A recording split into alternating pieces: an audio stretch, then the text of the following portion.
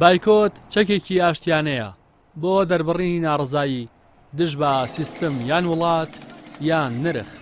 ئەمە وتەی ڕاگری کۆلێژی زانستە ڕامێرەکانی زانکۆی سلێمانیە. ئەو دەڵێت بایکۆتی کاڵای تورکی کە لە ئێستادا هەیە هەم سوودی هەیە و هەم زیان، بەڵام سوودە سیاسەکەی چەندین بەرامبەر لە زیانە مادیەکەی زیاترە. ئێمە زانین ئەمە ئەمرازێکی ئاشتیانەیە. کورد لە ڕاستیە پێش هەموو شتێک سیاست باشترین شت لە سیاسەتاوەیە پەنا بۆ ئەمرازە ئاشتیانەکان ببرێت نەک بە ئەمرازە توند و توژیەکان. بەڵام دیاریشە مەسەلەی بایکۆت و ئەمرازی بایکۆت بە تاکید زەرەری ئابووری لێ ئەکەوێتەوە، زەرەر ئابوووریەکەش بە دەرەجەی یەکەم بۆ دەوڵەتی تورکیایە. ئەمە حقیقەتێکە.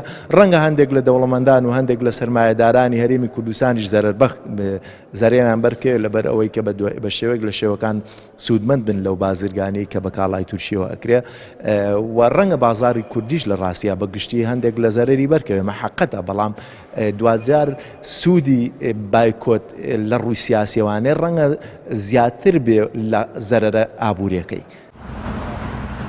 مامۆستایەکی زانکۆش دەڵێت ئەگەر بمانەوێت بایکۆتەکەمان کاریگەر بێت، نابێت تەنها لە ئەسنووری کاڵا و خواردن و شتومەکدا بێت، بەڵکو دەبێت چوارچێوەیەکی فراوانتری پێ بدەین و کللتور و میوزیک و دراماکانیش بگرێتەوە کە زۆرینەی ڕەهایان لەگەڵ دابوونەریتی ڕەسەنی کۆمەڵگەی کوردەواری یەک ناگرنەوە. ڕاستیە من پێم وایە بایکۆت ینی ئێمە بۆ بایکۆتمان کردەوە کەوا زیان لە ئابووری تورکیا بین، بەڵام من پێم وایە بایکۆت سەرەتا سوودی هەیە بۆ ئابووری خۆمان، لەبەر ئەوەی کەوا بایکۆتکردنی ئابووری تورکیا ڕێگە خۆشکەرە بۆچی بۆ هێنانی بەرهەمی ناوخۆی. حتمما چۆن بوارە مادیەکە کاریگەری هەیە بەسەر خەڵکەوە، بە هەمان شێوە بوارە معنەویەکانش کاریگەری هەیە بۆ بایکۆتکردنی کەلتوری تورکی، ئەوەی کەوا مەسەڵەن لە درامەکانە بڵاوەکرێتەوە. ئەو فیلمە تورکیانە کە زۆریان فیلمی با بڵێن دوورن لە ڕەوشت و بە هاودابوونەریت بە تایبەتی کوردەواری، ینی درکۆتنەوە لەو بابەتانە کاریگەریکی ڕاستەوخۆیە بەسەر بە هەمان شێوە سەر دابوونەریتی کوردەوە. ینی چۆن بابەتە مادیەکە کاریگەری بە هەمان شێوە ئەوەش کاریگەری هەیە. بۆیە ینی من پێم وایە پێویستە سەر هەموو ئاستەکان ینی ئەو بایکۆتە بکرێت، نەک تەنها لەسەر بواری کەلوپەلوشتومەک و خواردن و جلو بەرگ و ئەو بابەتان.